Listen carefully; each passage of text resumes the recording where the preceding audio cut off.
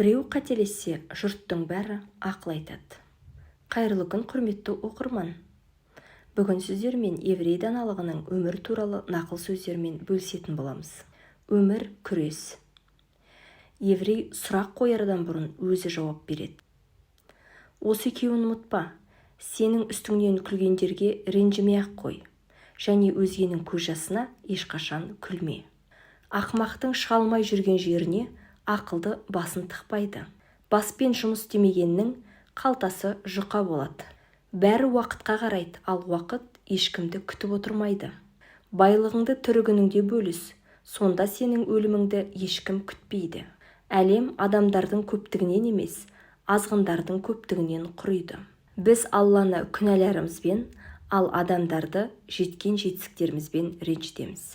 Ешқашан мына үш нәрсеге күлмеңіз: анаңызға, әйеліңізге, туған отаныңызға.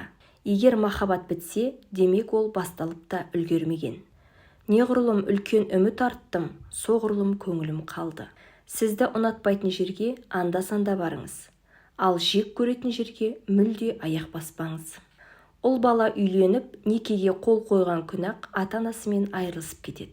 Егер өз мүмкіндіктеріңді өзің қолданбасаң, оны өзгелер қолданады. Адамдарға қандай көзқараспен қарасаң, олар сенің көзқарасындағы адамдар болып көрінеді. Кейде ең үлкен даналық не болса соны сөйлемеу болып табылады. Адамды жақыннан танығыңыз келсе, онымен бір үйде өмір сүріп көріңіз. Досыңнан құтылғың келсе, оған қарызға ақша бер.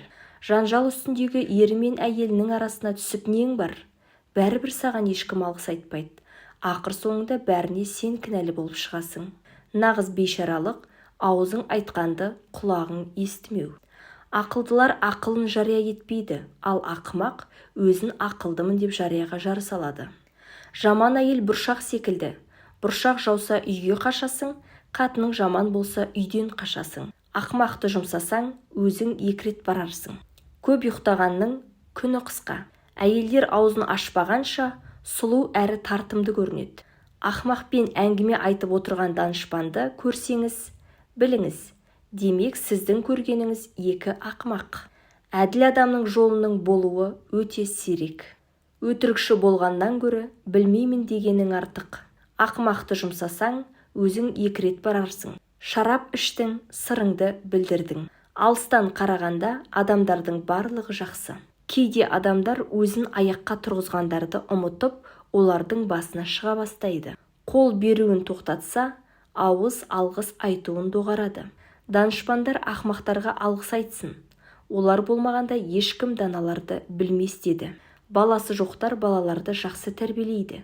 Адамдардың бәрі өзінің деңгейіне қарап өзгелерді сынайды. Махаббат қанша тәтті болғанымен, одан компот қайнатып іше алмайсың. Өмірде ең сенімді түрде өлімді ғана айта аласың. Себебі ол хақ. Неғұрлым терең қазсаң, соғұрлым кірбің табасың. Жастық шағыңда алған білім, қартайған шағыңда даналыққа жетелейді. Тоқ ит егесін тыңдамайды. Үй алатын болсаң, алдымен көршілерің жайлы сұрастыр. Жақсылық ұзақ есте қалады, ал жамандық одан да ұзақ. Ақылдыдан сұрама, білгеннен сұра. Ақылды өмір сүру үшін тамақ жесе, ақымақ тамақ жеу үшін өмір сүреді.